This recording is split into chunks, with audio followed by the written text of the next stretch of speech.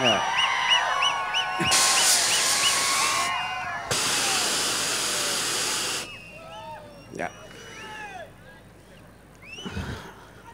ఇందాక అంబటి రాంబాబు గారు చెప్పినట్టు ఒక దీన్ని జస్ట్ వాంట్ టు రీఅసర్ట్. ఇప్పుడు సినిమా అనేది ఇప్పుడు నేను లక్ష్మీస్ ఎన్టీఆర్ తీసినప్పుడు ఒక 25 సంవత్సరాలు కిందట జరిగిన ఒక ఇన్సిడెంట్ ఆధారంగా ఆ పర్టికులర్ టైంలో ఎన్టీ రామారావు గారికి జరిగిన అందరికీ తెలిసిన విషయమే, దాన్ని క్యాప్చర్ చేయడానికి ట్రై చేశాను.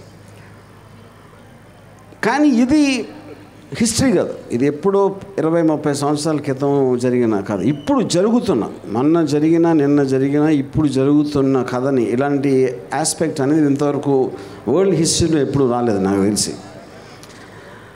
సో దాంట్లోంచి వచ్చిన ఒక కొత్తదనం అనేది నా మొత్తం కెరీర్లో అది ఆ కైండ్ ఆఫ్ ఏ అప్లికేషన్ నేను చేయలేదు.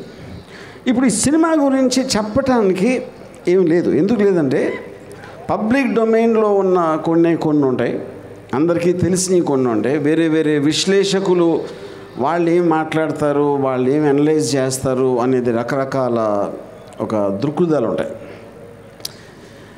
సో స్టోరీ కన్నా ఎక్కువ నా ఫీలింగ్ క్యారెక్టర్స్.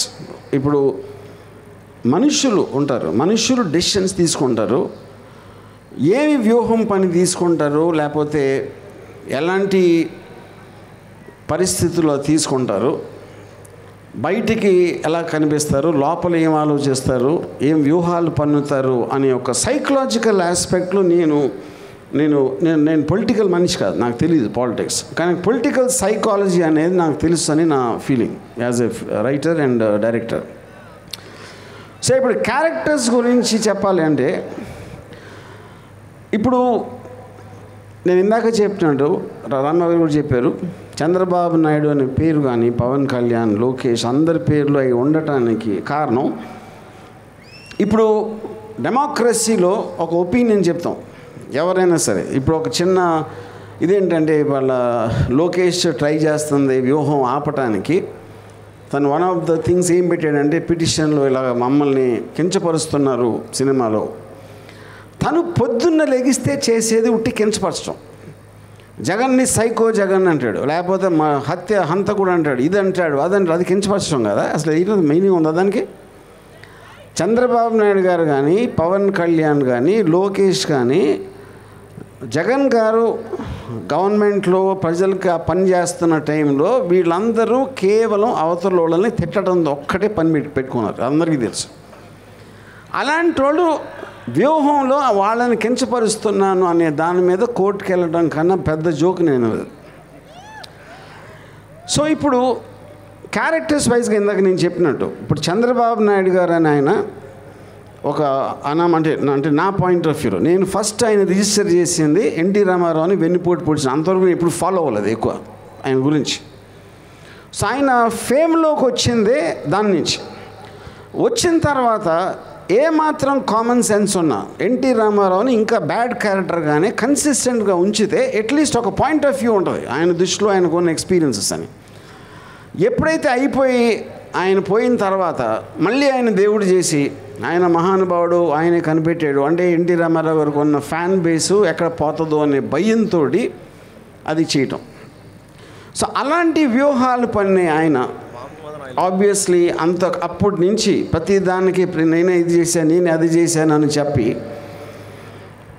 అక్కడి నుంచి ఇంతవరకు ఆయన ఏం చేశాడో నేను ఒక మామూలు ప్రేక్షకుడిగా, one of the citizens of ఆంధ్రప్రదేశ్గా నేనైతే చూడలేదు. అప్పుడు నాకు ఒక ఒపీనియన్ ఏర్పడుతుంది తన మీద. అలాగే రంగుల రాజా పవన్ కళ్యాణ్, ఇప్పుడు ఆయన మొహానికి రంగు వేసుకుని ఒక పెద్ద సూపర్ స్టార్ అయిపోయాడు. Nobody says no, terrific, absolutely ఆయన పెద్ద ఫ్యాన్ ఫాలోయింగ్ ఉంది. ఒక రాజకీయ నాయకుడిగా వచ్చినప్పుడు నేను ఇది చేస్తా అని సినిమాలో డైలాగ్ చెప్పినట్టు చెప్పి ఆ తర్వాత ఇప్పుడు జనసేన పార్టీ పెట్టినప్పుడు నేను కూడా ఇంప్రెస్ అయ్యాను ఆ టైంలో. సో దాని తర్వాత అన్నీ జరిగిన అందరికీ తెలుసు, దాన్ని మళ్ళీ మనం రిపీట్ చేయాల్సిన అవసరం లేదు. ఇప్పుడు లేటెస్ట్గా చూస్తే ఊరు పేరు తెలియని ఒక అమ్మాయి తెలంగాణలో ఫేమస్ అయిపోయి బర్రెలక్క అంటే బర్రెల్ని కాస్తుంది. బర్రెల్ని కాసే ఒక అమ్మాయి అంత పాపులర్ అయిపోతే ఈయన సూపర్ స్టార్ అయ్యి ఉండి బర్రె లెక్క అయిపోయాడు. బర్రె లెక్కకి తేడా ఏంటంటే బర్రెలక్క, ఆ బర్రెలకి అక్క ఒక కాపరిగా కాస్తుంది. ఇక్కడ ఈయన బర్రెలాగా చంద్రబాబు నాయుడు, లోకేష్ వాళ్ళు ఏమి చెప్తే అంటే ఇప్పుడు బర్రెలు గొర్రెలు ఇటెలు అటెలు దదా అని చెప్తా ఉంటే ఆ గొర్రెలు బర్రెలు ఏమి చేస్తాయో ఇప్పుడు సూపర్ స్టార్ పవన్ కళ్యాణ్ అది చేస్తున్నాడు. ఇది నేను జనసేన మనిషిని కాదు, కానీ జనసేన కన్నా ఎక్కువ పవన్ కళ్యాణ్ నాకు ఇష్టం. కానీ ఇప్పుడు అది మొత్తం పోయింది నాకు because of his thing. So ఇప్పుడు అలాగా ఇప్పుడు లోకేష్ అని అతను ఎవరు చంద్రబాబు నాయుడు కొడుకు కాకపోతే అతనికి ఒక కార్యకర్త దగ్గర బాయ్గా చేయటానికి కూడా తనకి పొజిషన్ లేదని నా ఫీలింగ్. ఏది మామూలు కార్యకర్త దగ్గర నేను చెప్పేది. ఇప్పుడు ఆయన ఏమీ చేయకుండా ఎక్కడ ఒక గెలవకుండా అసలు ఈయన ఏదో ఒక పెద్ద మహానుభావుడు అనేసి ఆయనే అనుకుని ఆ ఫాదర్ ఏమో పుత్ర ప్రేమతో ఆయన లేపి చేయటానికి ఇవన్నీ అందరూ గమనిస్తారు. నేను ఒక్కడే కాదు కదా, టోటల్ ఆంధ్రప్రదేశ్లో ప్రజలందరికీ ఆ వ్యూ పాయింట్ ఉంటుంది. ఆ వ్యూ పాయింట్లో నేను వాళ్ళని సినిమాలో క్యాప్చర్ చేయడం జరిగింది. అప్పుడు అది చూసినప్పుడు ప్రజలందరికీ ఆల్రెడీ ఒక ఒపీనియన్ ఫామ్ అయి ఉంటుంది. ఆ ఒపీనియన్లో చూస్తే నువ్వు చేసింది కరెక్టా లేకపోతే కాదా అని థియేటర్లో ఉన్న వాళ్ళకి తెలుస్తుంది. ఎందుకంటే చేసింది వాళ్ళ కోసం. మీరు స్పీచ్లు ఇచ్చినా, ర్యాలీలో మాట్లాడినా, మీటింగ్లో మాట్లాడినా, ఎక్కడ మాట్లాడినా సరే ఫైనల్గా ఇంకొకళ్ళకి కమ్యూనికేషన్ చేయడానికి ట్రై చేస్తాం మనం. అలాగే ఈ సినిమా అనేది నా కమ్యూనికేషన్ నేను వీళ్ళ మీద ఫీల్ అయ్యేది. ఆబ్వియస్లీ కొంతమంది వైసీపీ కవర్ట్ అని నేను చెప్తున్నాను కదా ఓపెన్గా, నేను జగన్కి ఫేవర్గానే ఉంటుంది ఈ సినిమా. జగన్ అంటే నాకు చాలా మంచి అభిప్రాయం అని చెప్పింది. దాని తర్వాత ఇంకా కోవర్ట్ ఏంటి? ఎందుకంటే వాళ్ళు ఉట్టి కోవర్ట్లే ఉపయోగిస్తారు. స్ట్రైట్గా కొండ బద్దలు కొట్టినట్టు చెప్పేస్తే వాళ్ళ కన్ఫ్యూజన్ వచ్చేస్తుంది, ఇదేంటి ఏం చేస్తున్నాడు అని యూనో. సో ఆ కాంటెక్స్ట్లో నేను చెప్పేది. సో ఇప్పుడు ఈ సినిమా నా ఉద్దేశం ఏంటి అంటే నాకు అర్థమైన వాళ్ళ క్యారెక్టర్ని వాళ్ళు మాట్లాడితే బట్టలు ఇప్పదీసి కొడతాం, లేకపోతే గొంతు పిసికేస్తాం, దవడ పగలు కొడతాం. ఆయనేమో ఒక ఎర్ర బుక్ అంటాడు, అది ఎర్ర బుక్క ఎర్రి బుక్క అనేది మనకి తర్వాత తెలుస్తుంది యూనో. అంటే ఒక డిక్టేటరా మీరు? డెమోక్రటిక్ కంట్రీలో పేర్లు రాసేసుకుని వీళ్ళందరి సంగతి చేస్తా అంటే నాకు తెలిసి కిమ్ యాన్ యంగ్ కూడా చేసి ఉన్నాడు అలాంటిది నార్త్ కొరియాలో యూనో. సో ఈ కైండ్ ఆఫ్ రెటారిక్ డైలాగ్స్తో వచ్చే వాళ్ళ మెంటాలిటీ ఎలా ఉంటుందని నేను రీసెర్చ్ చేయాల్సిన అవసరం లేదు. మీరు ఎవరైనా సరే యూట్యూబ్ వీడియోలు చూస్తే తెలిసిపోతుంది దాని గురించి. సో వాళ్ళేమో చెయ్యలేని పని, బట్టలు ఎవడదీసి కొడతా, పరిగెట్టిస్తా అని ఏదైతే చెయ్యలేని చెప్తున్నారో, నేను వాళ్ళ నిజం బట్టలు కాదు, వాళ్ళని నేకెడ్గా చూసే ఇష్టం ఎవరికి ఉంటుంది కానీ అది వేరే విషయం.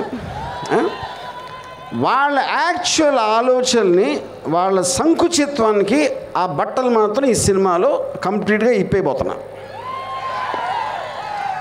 So this is my final sage of film and I want to thank everybody, వేదికంచిన పెద్దలందరికీ. అండ్ వ్యూహన్ సినిమా అనేది నేను ఇందాక చెప్పినట్టు it's a very unique kind of a film. అందుకని నా ఫీలింగు వాళ్ళు కూడా ఆ టెన్షన్ ఫీల్ అవడానికి అదే రీజను. ఇందాక చెప్పినట్టు ఆర్టికల్ 19 కాన్స్టిట్యూషన్ ఆస్పెక్ట్లో ఏ మనిషికైనా ఒక ఫ్రీడమ్ ఆఫ్ థాట్ ఉంటుంది, ఫ్రీడమ్ ఆఫ్ ఎక్స్ప్రెషన్ ఉంటుంది. సో నేను well with in the limits of legality నేను చేయడం జరిగింది. అందుకనే సెన్సార్ బోర్డ్ సర్టిఫికేట్ వచ్చింది మాకు. సో ద పాయింట్, అది హైయెస్ట్ అథారిటీ. దాని తర్వాత ఎవరైనా ఏమైనా ట్రై చేయొచ్చు, అది కోర్టులో మా అడ్వకేట్స్ ఆ రోజు వచ్చినప్పుడు వాళ్ళు చూసుకుంటారు. సో లైక్ దాసరి కిరణ్ గారు చెప్పినట్టు వీఆర్ ఆన్ ట్రాక్. డెఫినెట్గా 29న సినిమా రిలీజ్ అయిపోతుంది. థ్యాంక్స్.